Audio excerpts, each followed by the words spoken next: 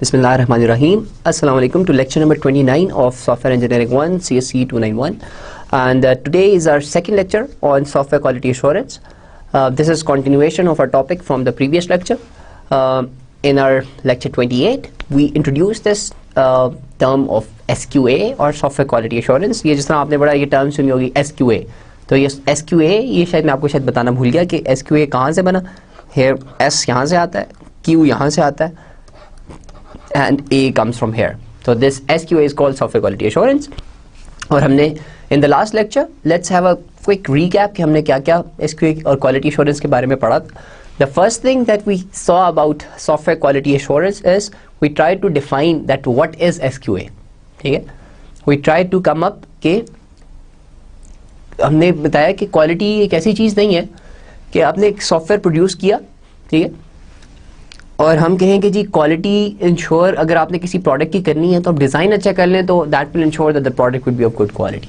ठीक है, obviously if you ensure that design is good तो product will be of good quality. लेकिन ये नहीं कहता कि अगर आप बाकी चीज़ों में फिर क्वालिटी का बिल्कुल ख्याल ना करें, आप जब टेस्टिंग करें उसमें क्वालिटी का ख्याल ना करें, आप जब इम्प्लीमेंटेशन करें उसमें क्वालिटी का ख्याल ना करें.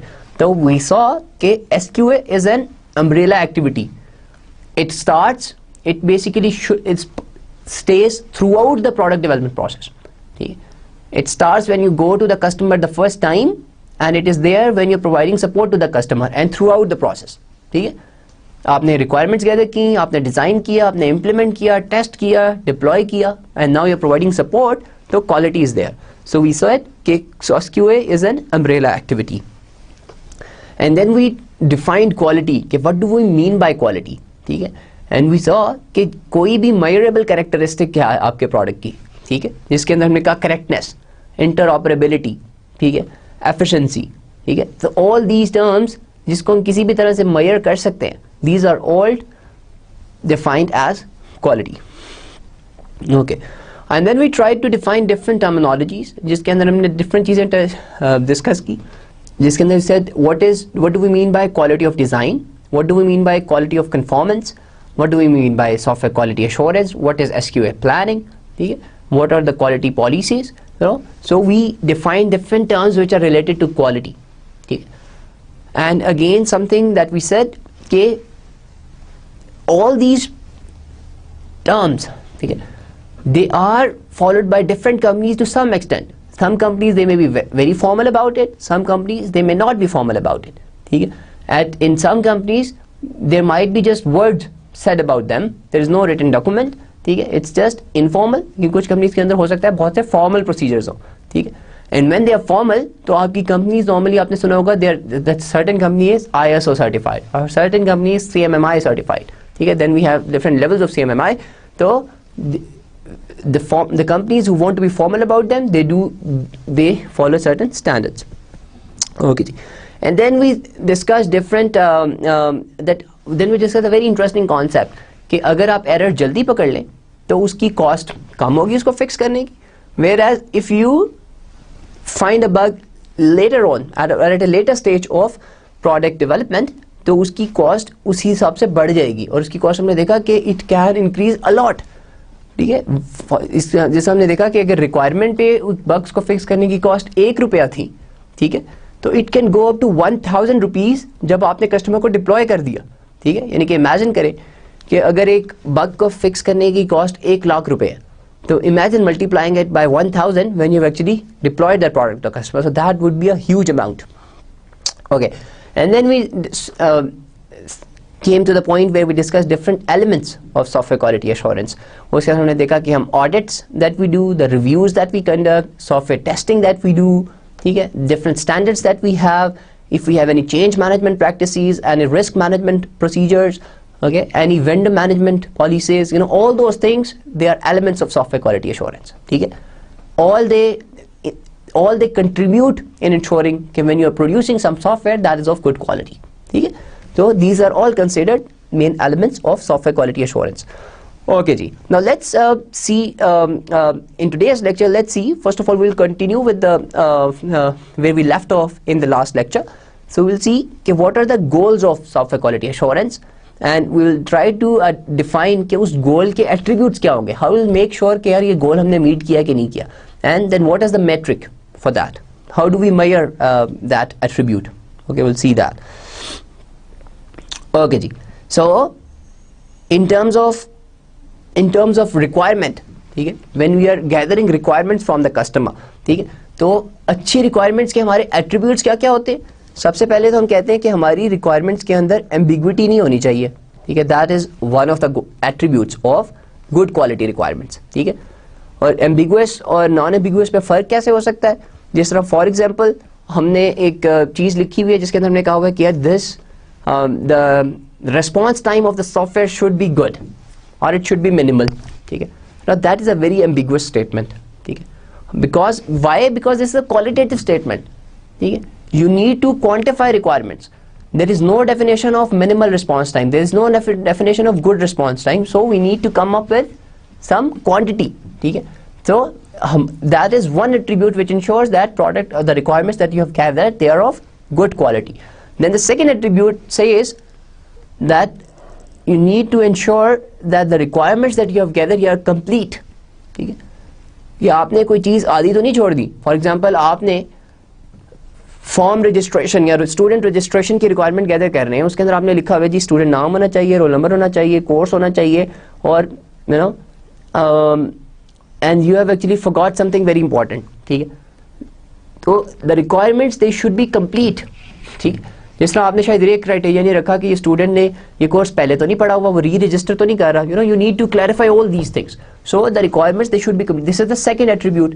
The third attribute is understandability. The fourth is volatility. The fifth is traceability. The sixth one is model clarity.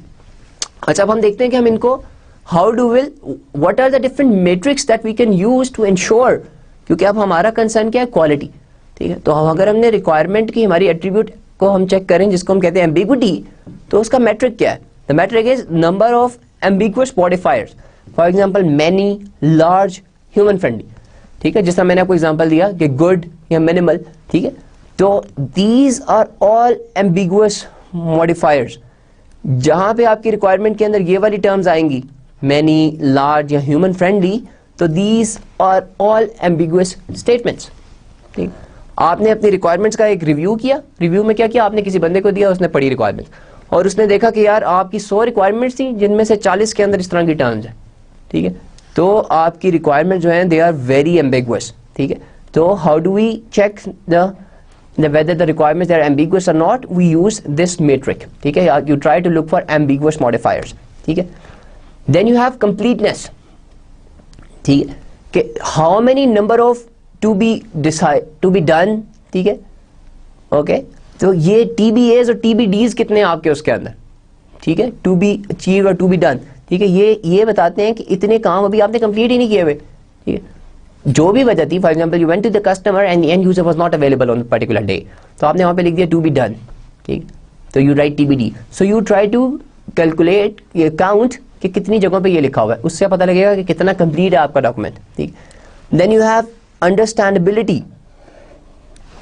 Understandability defines कि अगर आपने अपनी प्रोडक्ट के अंदर सेक्शंस और सब सेक्शंस क्रिएट किए हुए हैं, ठीक है, उससे आपको, और सब सेक्शन बनाने से क्या फायदा होगा. पहली बात तो अगर आपने सेक्शंस बनाए हैं तो anybody who seize that he would know कि यार इसने अपनी प्रोडक्ट को बड़ी अच्छी तरह से पार्टीशन किया हुआ है. ही हैज आइडेंटिफाइड कि ये चीज अलग है, ये चीज अलग है, ये चीज अलग है, and this falls under this category, this falls under this category. This would give a Mayar to somebody कि यार ये इसकी अंडरस्टैंडिंग जो अपनी प्रोडक्ट के बारे में, दैट इज गुड, ठीक है. सो वी आर काउंटिंग कि how many sub sections are there, how many sections are there, ठीक है. And then you have volatility, ठीक है. उसके देयर आर टू मैट्रिक्स कि नंबर ऑफ चेंजेस पर रिक्वायरमेंट, ठीक है, कि आपने जो पहली दफा रिक्वायरमेंट लिखी थी उस पर कितनी दफा चेंजेस की रिक्वेस्ट आ चुकी है,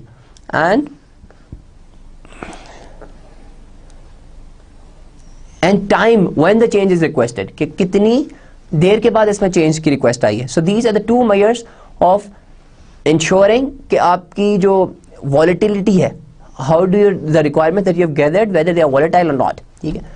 And then you have traceable, ठीक है, number of the requirements not traceable to design or code, ठीक है. For example, you have written requirements जिनको कि आप अपने डिजाइन में या कोड में देख ही नहीं सकते, ठीक है, विच मीन्स कि आपके रिक्वायरमेंट्स ट्रेसेबल ही नहीं है, आपने जो लिखा है that is not actually part of the system और you have not implemented, you have forgot about it, ठीक है. So this is another measure of ensuring कि जो requirements that you've gathered they are of good quality. And finally you have your model clarity. How do you ensure model clarity? कि आपने कितने UML models बनाए हैं, ठीक है, and number of descriptive pages per model, number of UML errors, कि आपने errors कितने commit किए हुए, कितने pages के ऊपर हैं ये models और कितने ज़्यादा ये model बनाए हुए. So these are the different metrics of ensuring that the requirements that you have gathered उनके ये attributes follow कर रहे हैं, whether these are the good attributes, these are the attributes which say that the requirements are good, ठीक है. और then we have different metrics of ensuring quality in the requirements, ठीक है. So this is how we ensure that we have quality in the SRS document that we have produced. Similarly, how do we ensure that we have the design that we have made, whether that is of good quality or not? The first thing is architectural integrity, ठीक है. The second thing is component completeness, ठीक है. और इसके लिए जो how do you ensure, what is the metric of architecture integrity? Number one is existence of architecture model. पहली बात तो ये कि you should have architecture model of your product, ठीक है. If you do not have that, तो उससे ये पता लगेगा कि पहली बात तो ये कि आपको यही clarity नहीं है कि आपके main subsystems कौन से हैं, ठीक है.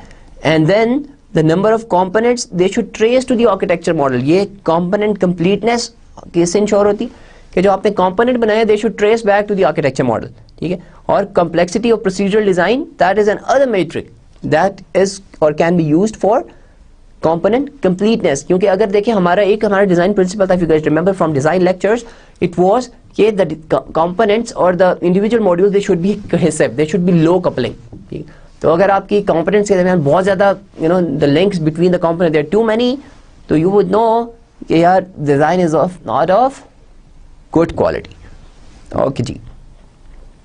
And then you have this interface complexity, ठीक है. उसका आपके पास क्या है, what is the metric there? You have your metric is layout appropriateness, ठीक है. And there are different ways of gauging कि आपकी लेआउट अप्रोप्रिएट है कि नहीं है, ठीक है.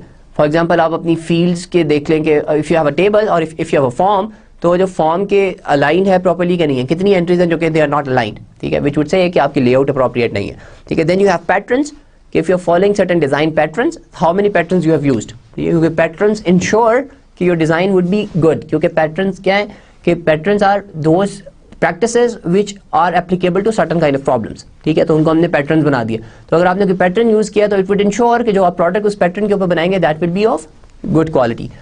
ओके जी. And then we can have different attributes similar to design and requirement. We have different attributes for code और उसके भी हमारे पास different matrix हैं. And what are these? Code quality के हमारे attributes क्या हैं? Complexity, ठीक है, maintainability, understandability, reusability and documentation, ठीक है. So these are the attributes which define that whether the quality of your code is good or bad. And what are the matrix that are used?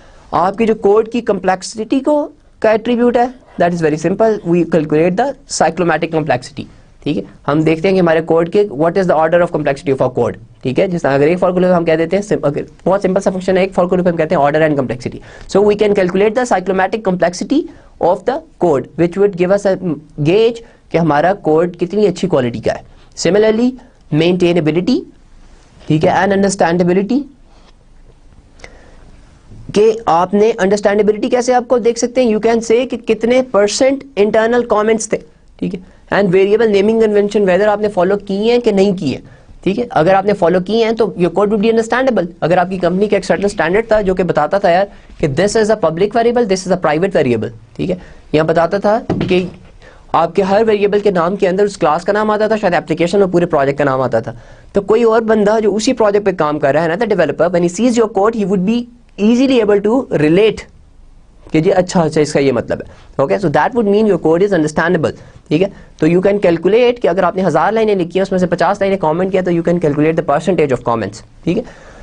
इसी तरह reusability के percent reused components. For example आपने 10 क्लासें use की, उसमें से 3 आपने पुरानी ले ली, तो यू कैन ऑल्सो कैलकुलेट कि कितनी रीयूजेबिलिटी हो रही है आपके कोड के अंदर. Similarly documentation, you can have the readability index. Okay, जी. And then finally, you can, another goal of quality assurance is quality control effectiveness, ठीक है, कि हमने ये जो क्वालिटी कंट्रोल की उसकी इफेक्टिवनेस के क्या एट्रीब्यूट्स है, resource allocation, completion rate and review effectiveness and testing effectiveness, ठीक है। उसके अंदर रिसोर्स एलोकेशन का क्या है, स्टाफ आर परसेंटेज पर एक्टिविटी, कि आपके कितने रिसोर्सेज कितनी देर के लिए एक्टिव थे, ठीक है, because ideally we want to optimally utilise our resources. और इसकी क्या डेफिनेशन है कि आपका कोई भी बंदा किसी भी वक्त फारिग भी नहीं बैठा हुआ और कोई भी बंदा ओवरबर्डन नहीं है।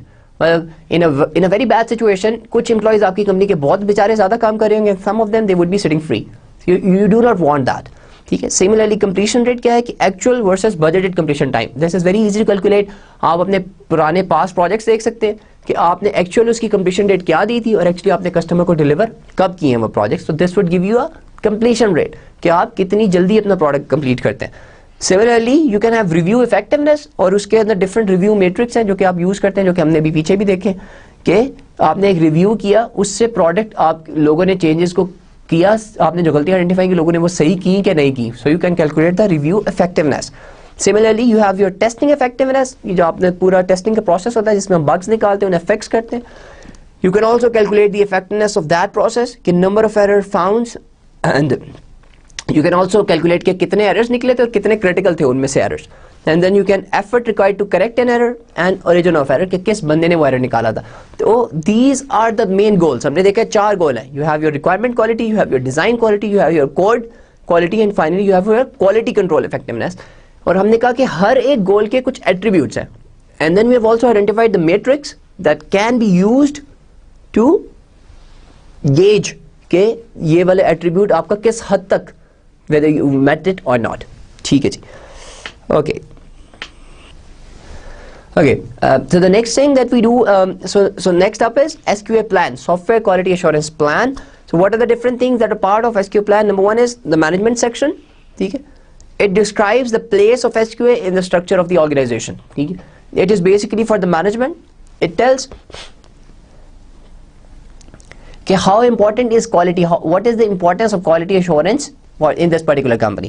And then you have this documentation section which actually describes each work product produced as part of the software process. के आपके डॉक्यूमेंटेशन सेक्शन के अंदर आप बताते हैं कि जी हम SRS बनाएंगे, ठीक है, हम पहले स्कोप लिखेंगे, SRS बनाएंगे, फिर हम STS बनाएंगे, ठीक है, फिर हम प्रोजेक्ट अपने प्रोडक्ट की डॉक्यूमेंटेशन करेंगे जिसके अंदर हम उसका मैनुअल बनाएंगे। तो in the documentation section you basically right everything that you will write about the product. And then another thing that is part of SQA plan are the standards, practices and convention section, ठीक है, जिसमें list all the applicable standards, practices applied during the software process and any metrics to be collected as part of the software engineering work, ठीक है। यानी कि जिस तरह हमने कहा था कि आपके कोडिंग की कुछ practices हैं, you have some conventions, whatever there is, if you are following anything like that, so you need to mention that is part of SQA plan, ठीक है। Then you have a review and audit section, which what does this section do? It provides an overview of the approach used in the reviews and audits to be conducted during the project, ठीक है, यानी कि आपने क्या किस तरह से पहली बात है रिव्यू करने और how they will be conducted, you actually write that in this section. Then you have this test section, references the test plan. अगर आपको याद हो कि हमारे सॉफ्टवेयर टेस्टिंग प्रोसेस के अंदर एक स्टेज थी हम कहते थे एनालिसिस एंड प्लान, जिसके अंदर हम सॉफ्टवेयर टेस्टिंग प्लान बनाते थे, तो it reference to that test plan and procedure document and defines test record keeping requirement. Then you have problem reporting and corrective action section. It defines the procedures for reporting. पहली बात तो ये है कि जब आपने एरर निकाला है उसको आपने रिपोर्ट कैसे करना है, उसको ट्रैक कैसे करना है, एंड रिजॉल्विंग एरर्स और defects, identifies organizational responsibilities for these activities. And then finally you can have another section जिसके अंदर if you're using certain tools, if you have specific SQA methods, if you have change control procedures, record keeping, training, you can have all these things. तो हमारे SQA plan का, if you are a company and you want to make an SQA plan, then the things that you should have in that plan, number one is you want to have a section which says okay, what is the importance of SQA in your company. Okay, you want to establish that.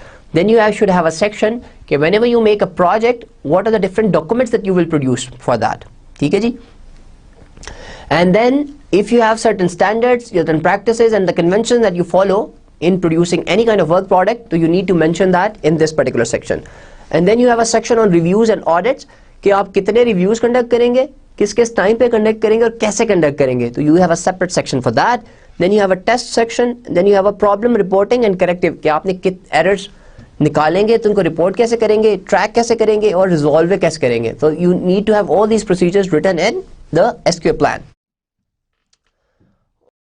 Okay, so next up is we have statistical SQA. I mean, it's good talking about quality, lekin quality again, it's a subjective term.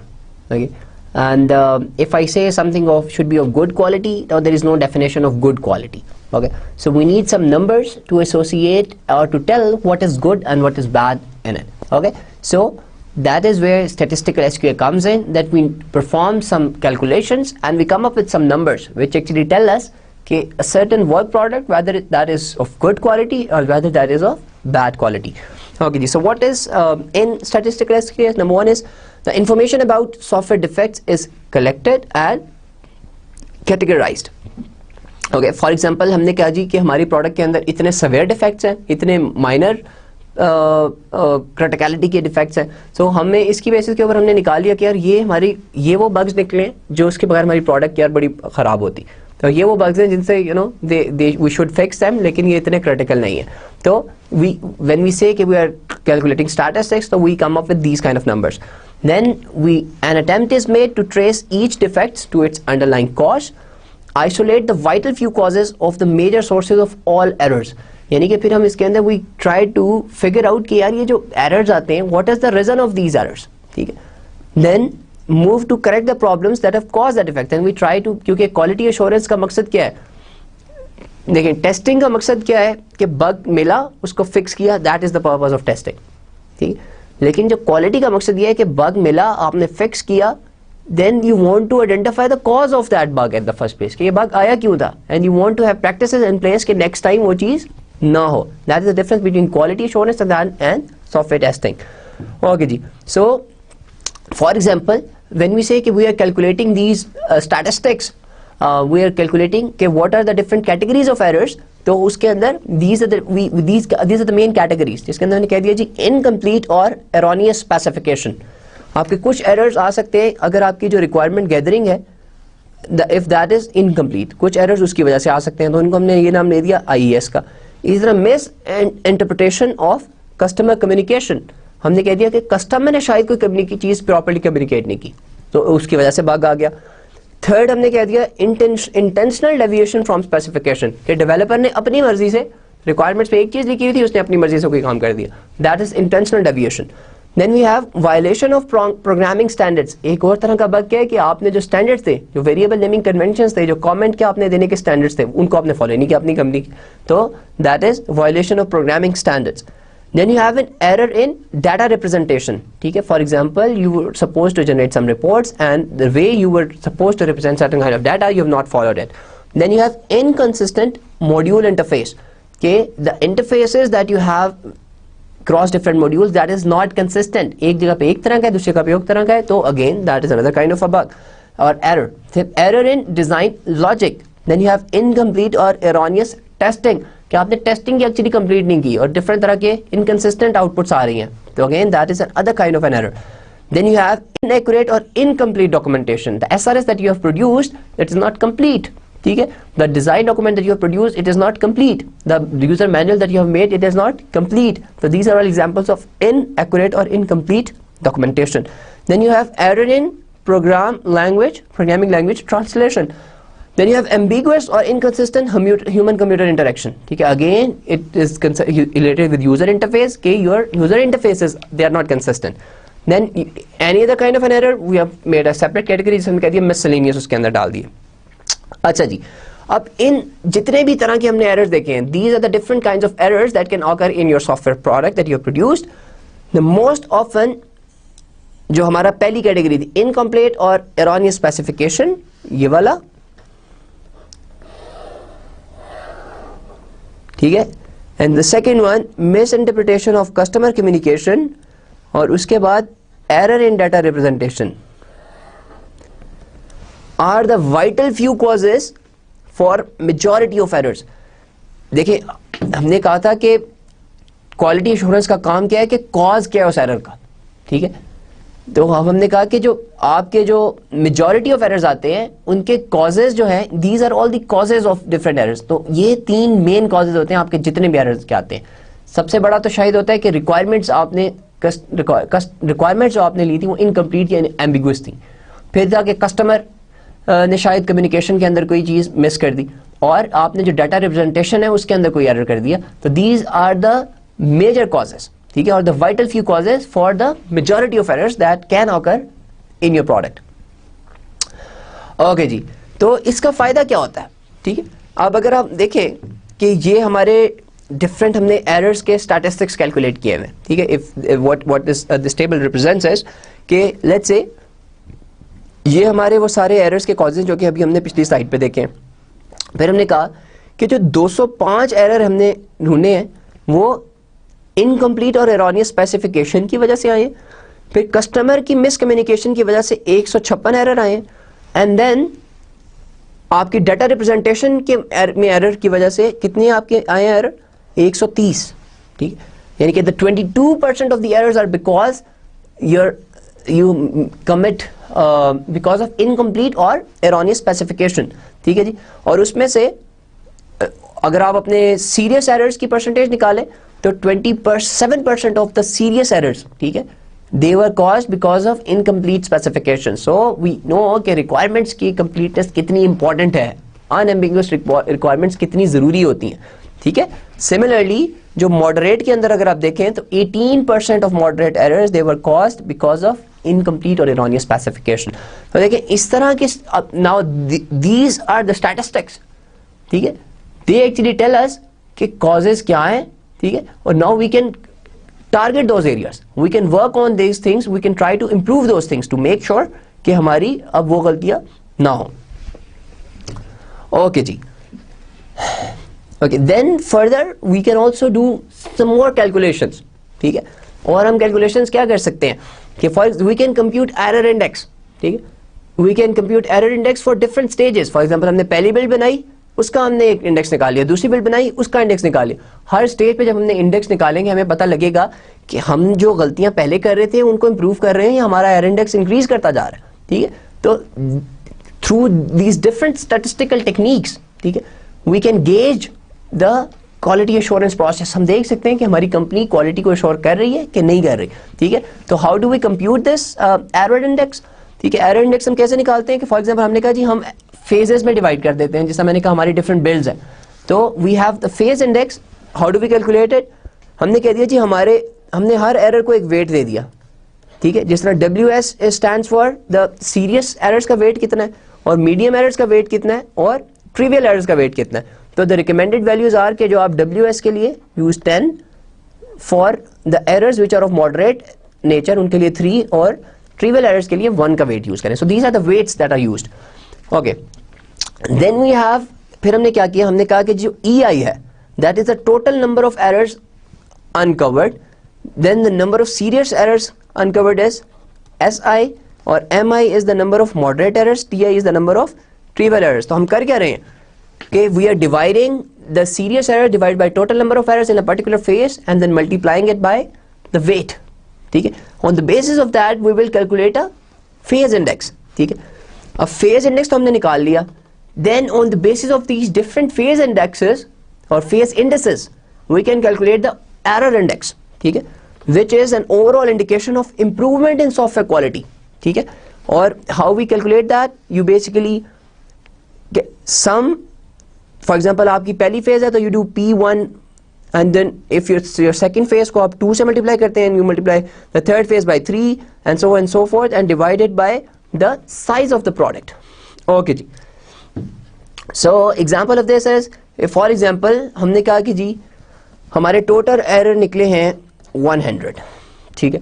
उसमें से हमने कह दिया कि जी 50 errors जो थे they are serious, यहाँ हमने कहा कि जी 20 सीरियस एरर्स थे, 30 मॉडरेट थे, और 50 जो थे वो ट्रिवियल एरर्स थे, ठीक है। ये हमारी वो 3 वैल्यू आ गई, ठीक है।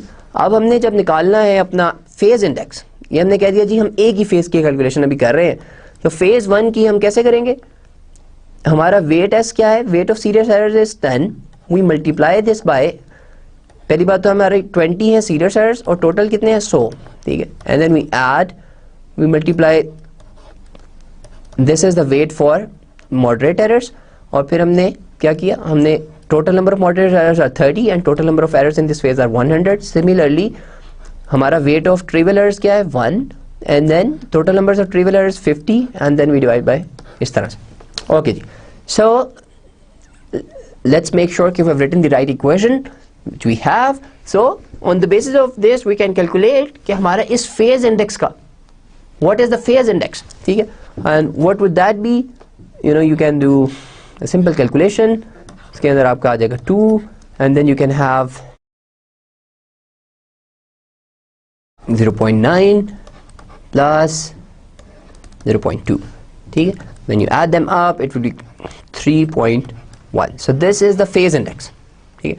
Similarly, you can calculate the phase index for different phases and then you can calculate the overall error index. So this is an other measure or this gives us an other statistic through which we can gauge कि हमारा quality assurance का process improve हो रहा है or whether it's actually getting worse. Okay ji. Then another technique that is used or that uses statistical software quality assurance is Six Sigma. What do we do in Six Sigma? This is one of the most widely used strategies of software quality assurance, and there are 3 core steps. जब भी हम कहते हैं कि Six Sigma is followed, तो there are 3 core steps. फिर आपके कुछ additional steps भी होते हैं. और जो हमारे 3 core steps हैं, what they are? Number 1 is कि define customer requirements, deliverables and project goals via well-defined methods of customer communication. ठीक है, कि you have defined customer requirements, deliverables and project goals. ठीक है. Measure the existing process and its output to determine quality. Analyze defect matrix and determine the vital few causes. Okay जी, आपने पहले में क्या किया? You have measured the existing process and its output to determine quality. Second one is कि you have analyzed the defect matrix and determine the vital few causes. अच्छा, if an existing software process is in place but improvement is required, Six Sigma suggests, यानी कि अगर आपके पहले ही एक software improvement process है, software process एक exist करता है and you need an improvement, so what are the additional activities? You improve the process by eliminating the root causes of defects. यानी कि जो हमारे वो एरर के कॉजेज थे, we will see कि हमारे पुराने प्रोजेक्ट में जो हमने कंप्लीट किया उसमें क्या मेन कॉजेज थे. ठीक है, हम आइडेंटिफाइड करेंगे उन वाइटल फ्यू कॉजेज को, हम कहेंगे यार इन कॉजेज को रिमूव कर लो तो आपकी प्रोडक्ट अच्छी क्वालिटी की हो जाएगी. सेकंड क्या सजेशन है कि control the process to ensure the future work does not reintroduce the causes of defects. This is basically causes, कि आप जो दोबारा चीजें बना रहे हैं, यू मेक श्योर कि the defect, the causes of the defect they are not the same again. ठीक है, तो there are 2 improvements are suggested अगर आपका पहले ही कोई प्रोसेस इज इन प्लेस. लेकिन if N organisation is developing a software process, the core steps they are augmented by these steps. यानी कि अगर तो एग्जिस्ट करता है और उसमें इंप्रूवमेंट चाहिए तो हमने देखे, लेकिन अगर कोई एग्जिस्ट ही नहीं करता तो जो आपके कोर स्टेप्स के अंदर व्हाट आर द एडिशंस, कि यू डिजाइन द प्रोसेस. सबसे पहले आपने डिजाइन किया process to avoid the root causes और defects and to meet the customer requirements. यानी कि अब आपके, क्योंकि आप एक नई चीज डिजाइन करने जा रहे हैं, तो यू मेक श्योर कि आपके वो रूट कॉजेज ना आए. ठीक है, और आपकी कस्टमर रिक्वायरमेंट्स भी मीट हो. Then verify that the process model will in fact avoid defects and meet customer requirements. Then you need to verify. You need to basically make sure कि यार आपने ये मॉडल तो बना दिया है, लेकिन how this will ensure कि the causes they do not occur and the product that you are make following that process will meet the customer requirements or not. Okay, so these are the things that we do in Six Sigma. So there are 3 core steps and then you have some additional steps. अगर तो आपको कोई process है, you want to improve it, तो आपके additional steps हैं जिसके अंदर पहले के अंदर हम क्या करते हैं कि आप you improve the process by eliminating the root causes, and the second step is कि you try to control the process कि दोबारा वो causes की वजह से आपके defects ना आए. and the second is कि आपने नए सिरे से पूरा process ही बनाना है, तो उसके अंदर आप process ऐसा बनाते हैं कि वो causes ना आए और आप customer की requirements को meet करें. and the second is then you need to verify कि वो process काम भी कर रहा है कि नहीं कर रहा. ठीक है, so this is what we do in Six Sigma. And this is very brief. Let me just say it. Okay, this is very brief description of Six Sigma. You can find lots of information about Six Sigma on the web, and this is kind of out of scope of this course because here we are just trying to introduce different concepts of quality assurance. I mean, there can be whole courses on software quality assurance where Six Sigma topic will be covered in huge detail. But here, the goal was just to introduce that this is another thing that is used to improve quality or to ensure quality, and this is one of the most used strategy of statistical SQA, Six Sigma. Okay, ji. Now I told you about the reviews, that we do conduct reviews, and what is the purpose of these reviews? The reviews are used to uncover errors and defects. ठीक है? They are just used to uncover. Fixing की बात नहीं हो रही, सिर्फ हम review के अंदर errors को ढूंढते हैं. ठीक है? तो what do the reviews do? Number one, they uncover errors in function, logic or implementation for any representation of the software. Any से यहाँ पे क्या मतलब है कि रिक्वायरमेंट्स की फॉर्म में भी है, डिजाइन की फॉर्म में भी है, कोड की फॉर्म में भी है, या टेस्ट केसेस की फॉर्म में भी है. तो anything that is written about the software, उसके अंदर से हम एरर्स निकालते हैं. To verify that the software meets its requirements, again you can have reviews for that. To ensure that the software representation meets predefined standards, जिसका हमने जिक्र किया कि SRS का एक सर्टेन स्टैंडर्ड है, SDS का एक सर्टेन स्टैंडर्ड है, कोडिंग का एक सर्टेन स्टैंडर्ड है, तो आप रिव्यू इसलिए भी करते हैं. To achieve software development in a uniform manner to make projects more manageable. So these are the different goals of conducting these reviews. Okay ji, now what are the different roles in the review? कौन कौन बंदे शामिल होते हैं जब आप reviews करते हैं? सबसे पहला तो हम कहते हैं एक प्रेजेंटर होता है, ठीक है, or the designer who actually produces this review. Then you have a coordinator, ठीक है, और coordinator is just somebody who will just conduct that review meeting. ठीक है, यानी कि he would have the reviewer in it, जिसको हमने presenter कहा, and he will have the person in it जो कि जिनका क्या आप रिव्यू कर रहे हैं, जिनके वर्क प्रोडक्ट का आप रिव्यू कर रहे हैं. You never review people, you always review their work. ठीक है, and then you can have recorders. ठीक है, recorders क्या करते हैं? They records the events of meeting and build paper trail. जिस तरह मीटिंग मिनट्स वगैरह हो गए तो they do that. Then you have reviewers, जिसके अंदर maintenance oracle, standard bearer, user representative and others. So they are all part of reviewers के अंदर ये सारे लोग हो सकते हैं. ओके जी, तो ये जो आपका प्रेजेंटर होगा, he might be the software quality assurance manager. Then you have the coordinator, जो कि हमने कहा है कि he would just be responsible for asking the manager to conduct the review, and जो रिव्यू जिनका होना है उनको भी शामिल करने वाला, you know, he is basically that person. और आपके रिकॉर्डर होते हैं जो मीटिंग मिनट्स लेते हैं, and then you have reviewers. Okay जी, now I told you about that there are two kinds of reviews. एक होते हैं आपके formal technical reviews. What are they?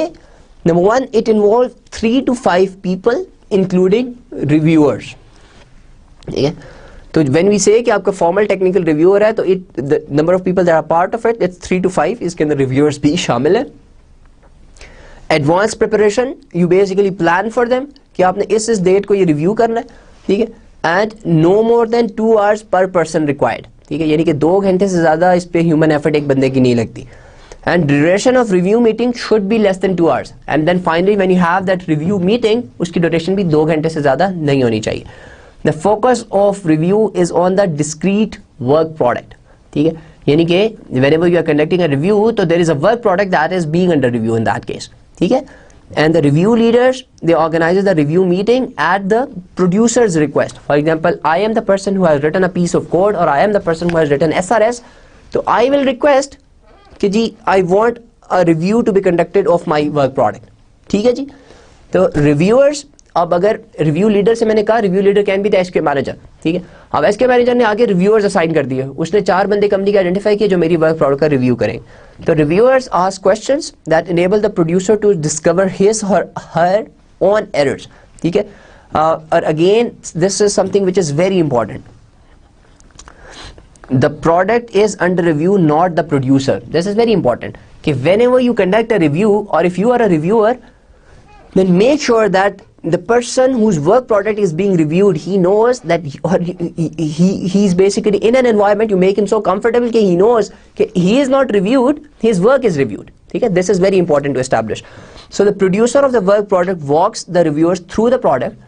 अब मैंने अगर SRS लिखी है, तो मेरे जो भी बंदे मेरे साथ बैठे हुए, मैं उनको एक एक पेज से लेके जाऊंगा, मैं कहूँगा अच्छा ये चीज़ ऐसे है, ये चीज़ मैंने ऐसे की है, ये ऐसे की है, उनको पता लगता जा रहा है मैंने कैसे किया. Now if the reviewers, if they have questions, they will ask me, and then things will become clear. अच्छा, the recorder writes down any significant issues raised during the review. ठीक है, अब जो बंदा मीटिंग मिनट्स लिख रहा है, ही is basically recording everything. अगर रिव्यूअर्स ने कोई चीज़ क्वेश्चन किया है और जो प्रोड्यूसर है उसने आंसर नहीं किया, या if there is an issue और something like that, he is recording everything. तो यू हैव बेसिकली रिकॉर्ड कि इस मीटिंग में हुआ क्या है, कितने बग्स निकले, you know, so you have a procedure here.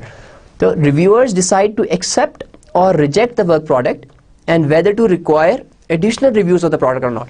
अब जो बंदे रिव्यू के लिए वहां बैठे हुए थे, दे वुड डिसाइड कि whether this product is acceptable और they will recommend some changes. और उस चेंजेस के अंदर भी दे विल रिकमेंड कि जब आप चेंज करेंगे आइदर आप इसको ऐसे ही इट्स ओके और you again need to conduct a review. So they are the people who will be who are basically responsible for making that kind of decision. Okay जी, and then because it's a formal review, तो formality and timing. Number one is formal review presentations. It resembles a conference presentation. ठीक है. And then informal presentation, they are less detailed but accurate and correct. ठीक है जी. Early जो आपके, अच्छा एक चीज़, this is the difference between formal and informal reviews. Formal reviews की पहली बात तो ये there are presentations like conference presentation, whereas informal के अंदर कोई ऐसी चीज़ नहीं होती. They tend to be very small. और again आपकी प्रोडक्ट के जो अर्ली स्टेज के ऊपर रिव्यूज होते हैं, they tend to be informal. ठीक है, क्योंकि उस वक्त चीज़ें इतनी नहीं बनी होती, तो you normally go through and see के यार लोग क्या काम कर रहे हैं, तो यू रिव्यू देयर वर्क, लेकिन there is no work product is produce at the early stages. तो अर्ली स्टेजेस के ऊपर जितने भी रिव्यू होते हैं, they tend to be informal. ठीक है. And at the later stages they tend to be more formal. ठीक है. फॉर एग्जाम्पल आपने रिक्वायरमेंट भी लिख ली, एसडीएस भी बना लिया, कोड कर रहे हैं, तो at that stage the reviews they become more formal. Okay जी. और नॉर्मली हमारे ये रिव्यूज कब कब होते हैं? एक आपका रिव्यू होगा जो फॉर्मल रिव्यूज है, जब आपका एनालिसिस कंप्लीट हो गया, then at the completion of design. ठीक है. And when you make the first build, these are the different stages when you will conduct these reviews. ठीक है. After the first test run, after all the test run. ठीक. And anytime you complete an activity that produce a complete work product, you will conclude a formal technical review. ठीक है. So this is how you conduct formal technical reviews, and this is what they do, and we have seen the guidelines. Okay. How many people are involved, and what do you need to ensure when you conduct a review. Again, we'll just quickly go through what are the general guidelines for conducting these reviews. Number one, review the product, not the producer. I've already told you that this is very important. You need to make sure that the producer knows that you're not actually reviewing him, or you need to conduct review in an environment where he knows that you're actually reviewing the work product. And then set an agenda and maintain it. So you need to set an agenda at the beginning. Okay, this review is for this and this reason, and maintain it till the end. And limit the debate. You're not in a debating contest. Okay, where you are basically, you get in a debate and you make an issue out of a small thing with the producer. So you just be to the point and tell the problem and move on. Okay, then initiate the problem areas, not to solve every problem noted. Okay, so the goal here is that you just need to identify the problem area. You're not here to fix the problems. That is job of the producer, or the job is not yours. Again, and take written notes. ठीक है. Allocate resources and time schedule for FTRs. Again, because हमने कहा है कि जो formal reviews होते हैं, they are timed, पहले से pre-planned होते हैं, तो you need to allocate resources के कौन कौन करेगा, ठीक है, और कब कब करेगा. Use standards to avoid style disagreements. ठीक है. You should have proper standards. And let the coordinator run the meeting and maintain order. तो जो भी बंदा बीच में बैठा हुआ है, for example, डिज़ाइन टीम का काम है सॉफ्टवेयर रिक्वायरमेंट स्पेसिफिकेशन डॉक्यूमेंट बनाना. ठीक है. अब तो डिज़ाइन मैनेजर है, may be he would be the coordinator, और उसका जो बंदा है जो डिज़ाइन, जिस बंदे ने उस सर्टन एप्लीकेशन और प्रोडक्ट का डिज़ाइन बनाया, he would be the producer, and there will be review. तो let the coordinator run the meeting. He would be basically in charge. ही वो कहेगा जी अच्छा आप बताएं, and then he will ask reviewers what do you think about it. So again let him be the in charge of the meeting. And limit the number of participants and insist upon advanced preparation. Okay, develop a checklist for each work product to be reviewed. For example, if you're going to review SRS, तो उसकी checklist शायद different होगी. If you're going to review code, उसकी checklist different होगी. If you're going to review STS, उसकी checklist शायद different होगी. And you need to have training for all the reviewers. All the reviewers should know what their job is and how to basically, when they are checking an item in a list, what does that mean? Okay, and reviewing earlier reviews, keep it short. ठीक है. Don't schedule 2 in a row. So basically, you need to give some time. You need to have space between 2 reviews, and don't review product fragments. Always do the complete reviews. Okay, so these are the general guidelines that you should follow when you are conducting when you are planning these formal technical reviews as a quality manager or as a person who ensures quality. Okay ji, then how do you actually measure the effectiveness of a review? ठीक है, क्योंकि आप the purpose is कि हमने एक review किया और हमने ये भी कहा है कि जब हम क्वालिटी एश्योरेंस कर रहे हैं तो क्वालिटी एश्योरेंस का सिर्फ ये मकसद नहीं है कि हमने बग को ढूंढ लिया, ये इसके लिए तो टेस्टिंग भी है. In quality assurance we want to ensure कि हम जो एक दफ़ा हमने बग निकाला था उसको हमने फिक्स किया, अगली दफ़ा भी हम वही बग तो नहीं निकाल रहे. हमारा इसका जो रिव्यू का प्रोसेस है इसका फ़ायदा क्या हो रहा है. ओके, यहाँ पे there is a method which we use which we call defect amplification and removal method. It is used to illustrate the generation and detection of errors during design and code generation. This is specific to design and code generation. ठीक है, so what do we have here is कि normally हम क्या करते हैं कि अगर इस बॉक्स को देखें तो there are different fields in it. ठीक है, इसके अंदर एक कॉलम जो है वो कहता है डिफेक्ट्स, एक कहता है डिटेक्शन. ठीक है, हम अपने डिटेक्शन की एक percent efficiency for error detection दे देते हैं कि इस फेज पे हमारी एरर डिटेक्शन की कितनी एफिशिएंसी है. ठीक है, और डिफेक्ट्स को हमने 3 तरह के डिफेक्ट्स में कैटेगराइज कर दिया.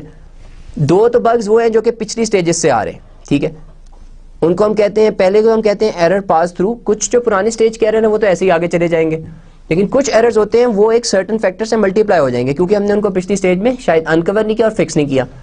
और कुछ उस पर्टिकुलर स्टेज के भी एरर होते हैं. ठीक है, और हर स्टेज के एरर इसी तरह पाइल अप होते जाते हैं. ठीक है, और अगर हमारी कोई एफिशिएंसी यहाँ पे नहीं है, फॉर एग्जांपल हमारा ये डब्बा इस तरह का आ रहा था कि यहाँ पे हमारे पास 10 एरर थे, यहाँ पे भी 10 थे और नीचे नए 30 बने और हमारी एफिशिएंसी 0 है, तो आगे कितने एरर चले जाएंगे? 10 + 10 + 30, आगे 50 के 50 एरर्स ऐसे ही चले जाएंगे.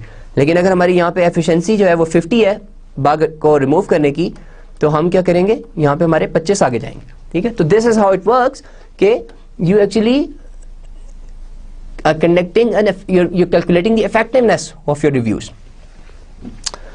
Okay जी, so this is please bear with me because the slide is not readable. I will try to redraw that when we discuss it. Okay, so let's say कि यहाँ पे कह रहे हैं कि हमारा preliminary design है. ठीक है, और preliminary design के ऊपर हमने कहा कि हमारा जो error detection efficiency है that is 0. अच्छा, इस केस के अंदर हम डिस्कस कर रहे हैं वो वाला मेथड जिसके अंदर आप कोई रिव्यू नहीं कर रहे. तो we are trying to compare कि जब हम रिव्यू करते हैं उस वक्त उसका हमें क्या फ़ायदा होता है और अगर हम रिव्यू बिल्कुल ना करें, ठीक है, उसका हमें क्या, what is the comparison between 2 examples. Let's say कहते हैं कि जी ये कंपनी ए है जो कि कोई रिव्यू नहीं करती और ये कंपनी बी है जो कि रिव्यू करती है. What is the difference? ठीक है, अच्छा जी, तो हमने कहा कि जी यहाँ पे शायद 0 एरर है, लेकिन इस प्रिलिमिनरी डिज़ाइन की स्टेज के ऊपर 10 एरर्स आगे आए. तो वो 10 में से हमने कह दिया कि जो 6 एरर थे वो तो ऐसे ही चले गए, जो हमने पिछले अपना डब्बा आपको मैंने एक्सप्लेन किया. 6 इधर आ गए. फिर हमने कहा कि जो 4 एरर है ना वो 1.5 से एम्पलीफाई हो जाएंगे. ठीक है, और 25 नए एरर स्टेज पे आ गए. और अगेन क्योंकि हम रिव्यू नहीं कर रहे, जब हम रिव्यू नहीं कर रहे तो कोई एरर डिटेक्ट ही नहीं हो रहा, तो इसी तरह ये सारे ऐड हो जाएंगे. 6 + 4 × 1.5, ये भी 6 हो गया. 12 + 25, तो आगे कितने आ गए? 37 एरर आगे आ गए. इसी तरह हमने कहा कि जो हमारा अगला बॉक्स है उसके अंदर हम क्या करते हैं, कोड/यूनिट टेस्टिंग. अब हमने यहाँ पे एक टेस्टिंग स्टार्ट कर दी. रिव्यू हम अभी भी नहीं कर रहे, लेकिन क्योंकि हमने टेस्टिंग स्टार्ट कर दी तो टेस्टिंग से कुछ तो आप बग निकाल सकते हैं. ठीक है जी, तो हमने कहा कि इन 37 में से 10 हमारे इधर आ गए थे, 27 एरर्स एम्पलीफाई हो गए. ठीक है, और 25 हमने और निकाल लिया. ठीक है, हमने कहा हमारे यहाँ पे जो एरर डिटेक्शन की एफिशिएंसी है दैट इज 20%. तो ये हम इनको ऐड किया, 10 + 27 × 3. ठीक है, ये कितने हो गए? 81 + 10 91.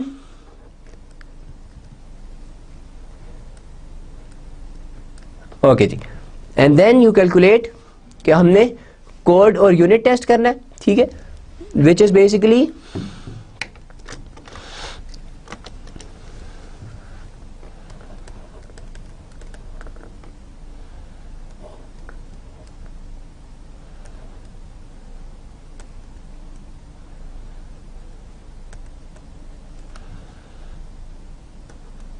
हमने क्या किया, हमने इन सारे एरर्स को ऐड किया. ठीक है, which becomes 91 + 25 which makes it 116. इसकी बेसिस के ऊपर जब आप निकालेंगे तो it comes out to be 94, यानी कि हमारे यहाँ पे आ गया 94 एरर आ गया, क्योंकि अब हम कोड और यूनिट टेस्टिंग भी साथ साथ कर रहे हैं। ठीक है जी। अच्छा, इसके बाद आगे कैलकुलेशन सिंपल है। आगे क्या कहते हैं कि जी इंटीग्रेशन टेस्टिंग है। हमने कहा हर टेस्टिंग की जो एफिशिएंसी है वो 50-50% है, इसकी भी 50% है, इसकी भी 50% है। ठीक है, और अब इस टेस्टिंग के अंदर हम कह रहे हैं कि पुराने एरर ही चल रहे हैं, अब नए एरर्स कोई नहीं आ रहे। ठीक है, यानी कि यहाँ पे भी 0 है, यहाँ पे भी 0 है, और सिर्फ एरर्स आगे जाते जा रहे हैं। यानी कि 94 थे, इंटीग्रेशन में हमने 50% एफिशिएंसी के साथ कितने रह गए 47 के बाद रह गए 24, हर दफ़ा आधे होते जा रहे हैं, और आखिर में 24 से रह गए 12। तो जो लेटेंट एरर्स हैं, यानी कि जो एरर्स के साथ हमारी प्रोडक्ट अब निकल गई है, वो है 12। ओके जी, यानी कि यहाँ सिस्टम टेस्ट के बाद भी 12 एरर निकल आए हैं। तो ये वो एरर हैं जो कि सिस्टम टेस्टिंग के बाद भी बच गए हैं, 12। तो हमने जो, अगर आपको एक स्लाइड याद हो which we did in our first lecture on quality assurance, कि जब आप एरर लेट निकालते हैं तो दैट बिकम्स मोर कॉस्टली, उसकी कॉस्ट बढ़ जाती है। ठीक है, तो अब देखें कि ये वो वाली एग्जाम्पल है कि जब हमारे कोई रिव्यू नहीं है। ओके जी, दूसरी एग्जाम्पल है कि जिसके अंदर हम रिव्यूज करते जा रहे हैं साथ साथ। So the first stage is of preliminary design. Preliminary design के अंदर हमने क्या कहा कि अगेन इन दोनों के अंदर तो 0-0 है, क्योंकि पीछे से कोई एरर नहीं आ रहा, क्योंकि हम डिजाइन और कोड जनरेशन ही देख रहे हैं। फिर हमने कहा कि इस स्टेज के ऊपर 10 एरर्स निकले, लेकिन क्योंकि अब ये सिनेरियोस दोनों डिफरेंट है, सिर्फ फर्क क्या है, क्योंकि हम रिव्यूज कर रहे हैं तो हर एक के अंदर हमारी, इन पिछली एग्जाम्पल के अंदर ये भी 0 था, ये भी 0 था, और ये भी यहाँ पे था क्योंकि ये यूनिट, लेकिन इन दोनों के अंदर यहाँ पे हमारी एफिशिएंसी है। इस केस के अंदर हम कहते हैं हमारी एफिशिएंसी 70% है, इसके अंदर हमने कहा हमारी एफिशिएंसी 50% है। ठीक है, तो हमारे एरर्स अब शुरू से ही कम होना शुरू हो गए। जिस तरह यहाँ पे पिछले वाले एग्जाम्पल के अंदर, नो रिव्यूज वाले के अंदर यहाँ पे 10 एरर्स थे। ठीक है, लेकिन यहाँ पे क्योंकि हमारी 70% एफिशिएंसी है, तो 10 में से 70% हमने कम कर दिया, तो 3 एरर बच गए। यानी कि 3 हमने 7 पहले निकालिए, 3 आगे जा रहे हैं, और उन 3 में अगेन 2 तो उसी तरह जाएंगे, और आगे हमने कहा था 1.5 से मल्टीप्लाई होंगे। तो यहाँ पे क्या हो रहा है 2 और 1 इंटू 1.5, और नए एरर्स कितने 25 जो पिछली दफा भी थे। ठीक है, तो ये आप निकालें तो this comes out to be around 29। तो 29 का हमने 50% किया, तो हमने कह दिया 15 एरर अब आगे जा रहे हैं। जबकि अगर आपको पिछला याद हो तो नो रिव्यूज वाले केस में इस स्टेज के ऊपर 37 एरर्स आगे जा रहे थे। ठीक है, अब 15 में से हमने कहा जी 5 एरर्स ऐसे हैं जो कि ऐसे ही जाएंगे, और 10 एरर जो हैं वो एम्पलीफाई हो रहे हैं। ठीक है, तो अगेन हमारी कैलकुलेशन क्या होगी 5 + 10 × 3, जो कि कितना हो गया 30, और 25 ये कितना बन गया, यहाँ पे हमारे पास आ गया 60। ठीक है जी, तो अगर आप देखें कि यहाँ पे इस स्टेज के ऊपर नो रिव्यूज वाले केस में आगे 37 एरर्स आ रहे थे, whereas in this case only 15 errors are going ahead. तो 15 के केस के अंदर 15 एरर जब आगे जा रहे हैं, और 5 हमने कहा वैसे ही जाएंगे, 10 एम्पलीफाई हो रहे हैं, तो ये हो गया 10 × 3 + 5 35, और 35 + 25 आपके पास 60 एरर्स आ गए। अब 60 में से हमने कहा हमारी एरर निकालने की एफिशिएंसी 50% है। ठीक है, क्योंकि हम रिव्यू भी कर रहे हैं और कोड और यूनिट टेस्ट भी कर रहे हैं। तो 60% जब हमारी एफिशिएंसी है, तो 60 में से कितने बच गए 24 एरर बच गए। ठीक है, तो 24 हमारे यहाँ पे बचे, और हमने क्या किया 24 जब आगे गए तो 24 और हमने 50% क्योंकि हमारी हर टेस्टिंग की एफिशिएंसी है, तो 12 रह गए, 12 से 6 रह गए, 6 से 3 बच गए। So this is how we calculate. If you guys remember that we discussed that if we uncover errors earlier, तो उसकी कॉस्ट जो होगी वो हमें कम पड़ेगी। ठीक है, तो इसी तरह ये हमने इन दोनों एग्जांपल्स में हम देखते हैं कि हमें दोनों केसेस के अंदर कितनी कॉस्ट बेयर करनी पड़ रही है। रिव्यू वाले केस में हमारी एरर की कॉस्ट कितनी निकल रही है, और बगैर रिव्यूज के कॉस्ट कितनी निकल रही है। हमने यहाँ पे भी कॉस्ट का यूनिट नहीं डिस्कस करेंगे, will just calculate some numbers. Okay जी, जिस तरह अगर आप रिव्यूज वाला केस देखें, उसके अंदर ड्यूरिंग डिजाइन हमने कितने एरर निकाले हैं। अगर आपको याद हो पिछली स्लाइड से कि प्रिलिमिनरी डिजाइन वाली स्टेज के ऊपर हमने 7 एरर कम किए क्योंकि हमारी एफिशिएंसी 70% थी, और डिटेल डिजाइन वाली स्टेज के ऊपर क्योंकि हमारी एफिशिएंसी 50% थी, तो टोटल 30 में से हमने 15 एरर यहीं पे निकाल दिए। तो हमारे ड्यूरिंग डिजाइन एरर्स कितने हो गए 22। तो ये हमारा नंबर यहाँ पे आ गया, जिसके अंदर हमने क्या किया कि 7 + 15, that is the error that we have fixed during design. Okay, then जो डिजाइन हमने बिफोर टेस्ट किए, जो कि बेसिकली डिजाइनिंग के बाद और टेस्टिंग से पहले हमने कितने एरर काम किए, वो कितने हो गए हमारे, हमने 36 एरर्स, क्योंकि यहाँ पे 60 टोटल थे और हमारी एफिशिएंसी थी 60%, तो 24 आगे गए, 36 हमने यहीं पे खत्म कर दिए थे। तो ये वो है जो आपके बेसिकली 60 का हमने निकाला था 40%, जो कि हमने रिमूव कर दिया था। तो हमारी कितनी हो गई 36 एरर्स यहाँ पे आ गए, जो कि हमने बिफोर टेस्टिंग। फिर ड्यूरिंग टेस्टिंग हमने कितने एरर नंबर किए, तो there is some mistake in this table. तो ड्यूरिंग टेस्टिंग एक्चुअली हमने 21 एरर्स रिमूव किए। वो कैसे? दैट्स वेरी सिंपल कैलकुलेशन कि यहाँ पे 24 थे, इधर 12 बचे, तो यहाँ पे हमारे कितने आ गए, यानी कि 12 हमने निकाले इधर, 6 हमने निकाले इधर और 3 हमने निकाले इधर। तो 12 + 6 18 + 3 इज 21। तो हमने कहा कि जी 21 जो एरर थे वो हमने ड्यूरिंग टेस्टिंग निकाले और 3 जो है वो आखिर में बचे।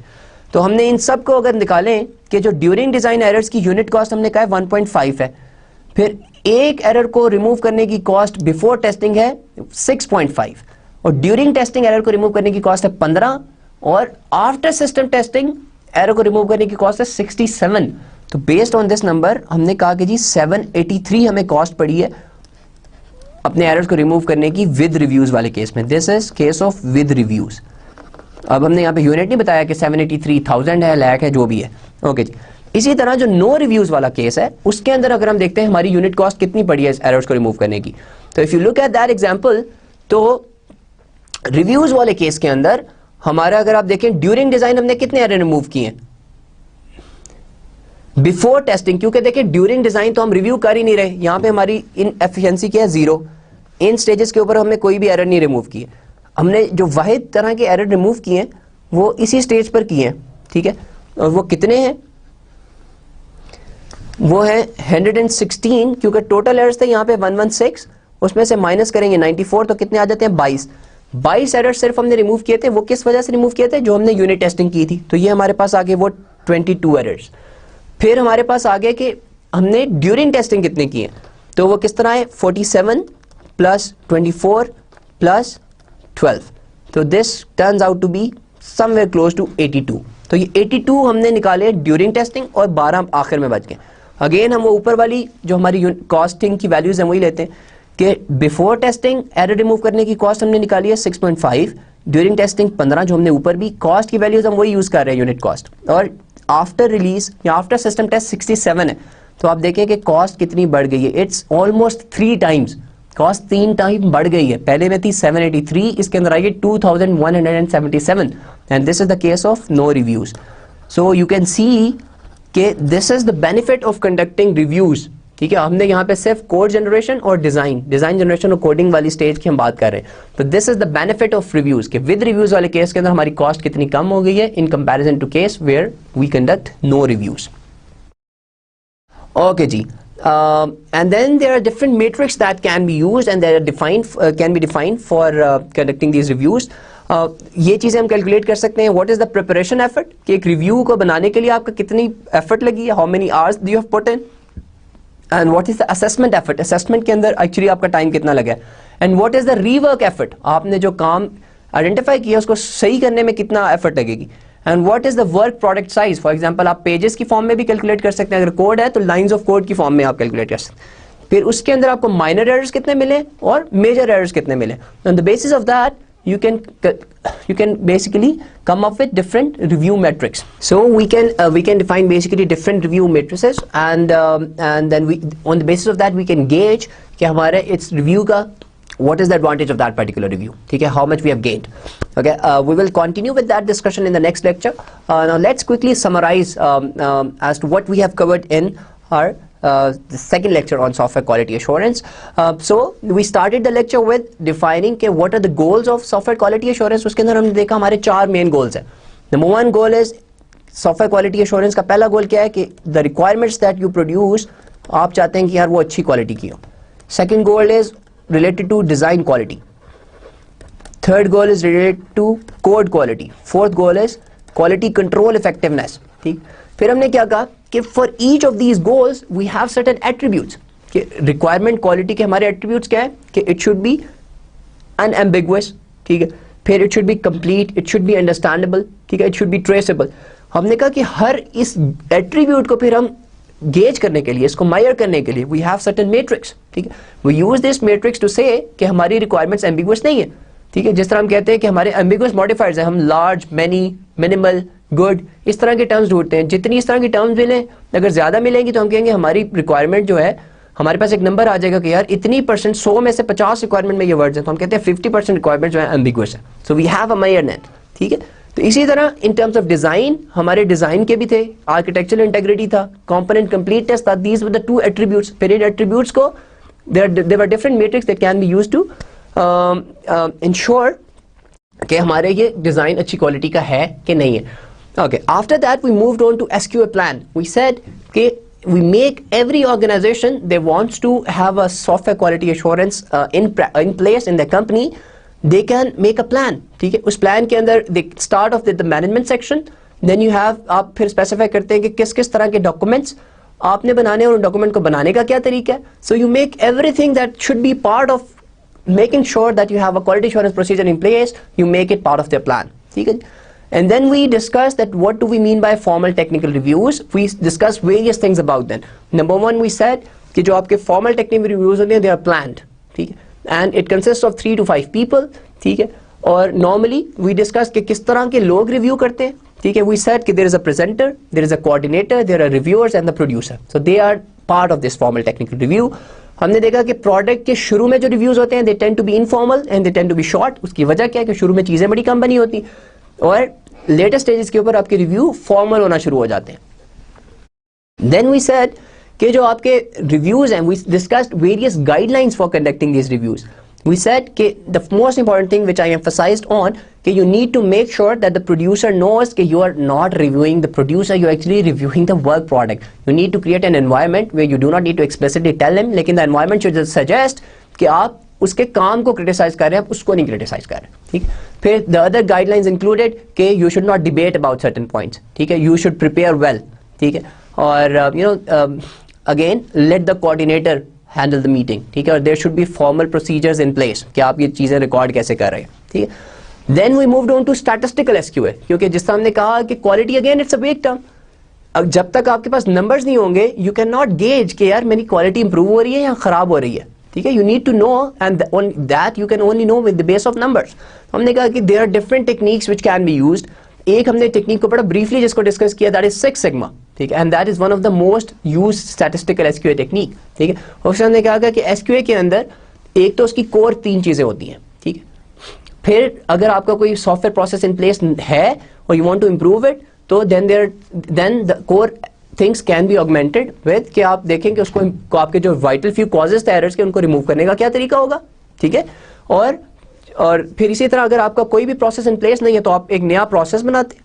ठीक है, जो कि वो कॉजेज को ना आने दे और फिर आप उसको वो वेरीफाई भी करते हैं. तो we discussed very briefly Six Sigma and then we said कि you want to identify the causes of errors. ठीक है, उसके अंदर हमने देखा कि एक एग्जांपल हमने डिस्कस की कि जो आपके मेन एरर के कॉज होते हैं उसमें सबसे बड़ा कॉज होता है इनकम्प्लीट और erroneous specification, miscommunication of customer और error in data representation. These are the 3 main causes of majority of errors in your problems. ठीक है, तो हमने जब अपनी प्रोडक्ट की क्वालिटी बढ़ानी है तो हमने इन कॉजेज को कम करना है. इफ वी कंट्रोल देम तो दिस विल इंश्योर कि हमारी मेजॉरिटी ऑफ एरर्स तो खुद ही कम हो जाएंगे. ठीक है, तो this is the advantage of statistical SQA. Then we saw advantage of reviews, और उस रिव्यूज का भी हमने स्टैटिस्टिक्स कैलकुलेट किए. We discussed a particular scenario जिसके अंदर हमने कहा कि विद रिव्यूज वाले केस के अंदर हमारी यूनिट कॉस्ट थी अप्रोक्सीमेटली 800 और विदाउट रिव्यूज के अंदर हमारी वही एरर रिमूव करने की कॉस्ट बढ़ के होगी 2200.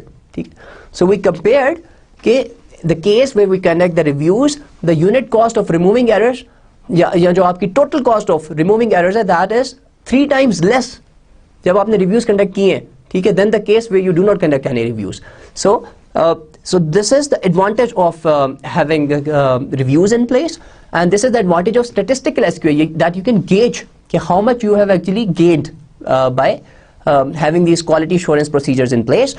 So that's it from today's lecture, and take care, and inshallah in the next lecture we'll complete our discussion of software quality assurance and then we'll move on to the next topic. Assalamu alaikum.